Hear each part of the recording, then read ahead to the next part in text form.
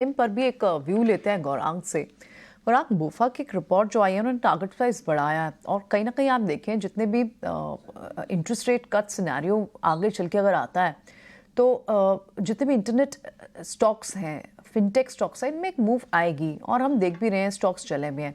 बोफा ने जो थोड़ी सी लोन ग्रोथ स्लो डाउन है उसका भी एक साइट किया है इस रिपोर्ट में, लेकिन कहा है कि ओवरऑल इम्पैक्ट जो है वो लिमिटेड है। आप पेटीएम पर क्या व्यू बना रहे हैं?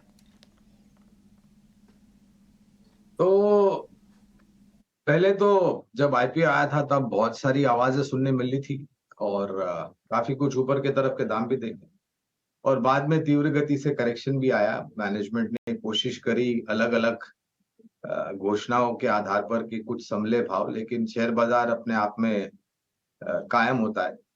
अ, ये जो करेक्शन आया प्रियंका, उसके पश्चात हमने खरीदारी की राय दी थी और ये तब खरीदारी की राय थी जब ये मेरे ख्याल से 600 के नीचे फिसला था, अगर मेरी याददाश्त सही है तो। और 600 और 500 के बीच में शायद, और तब खरीदारी की राय दी थी। अगर आपका पुराना निवेश है पेटीएम में तो आप बने रह सकते हैं। वालों के लिए तो ऑफ कोर्स दोनों तरह के लेवल देखे हैं, जो ऊपर से नीचे स्लाइड भी हुए हैं और जो जिन्होंने शायद 600 या 700 800 के आसपास ऐड भी किया है। लेकिन आपके टारगेट्स क्या होंगे गौरांग इस स्टॉक में?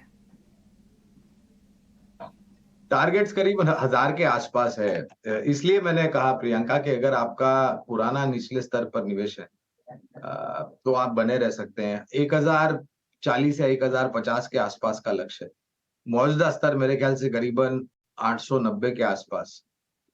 समझदारी इसी में है कि अगर आपने 600 के नीचे या फिर 700 के आसपास या 500 साढ़े 500 के आसपास अगर खरीदारी की है, तो आप बिल्कुल निश्चिंत होकर के बने रह सकते हैं। और पिछले मेरे ख्याल से आप साल भर की तुलना करें, तो मेरे ख्याल से कमूमन 2 गुना हो चुका है स्टॉक।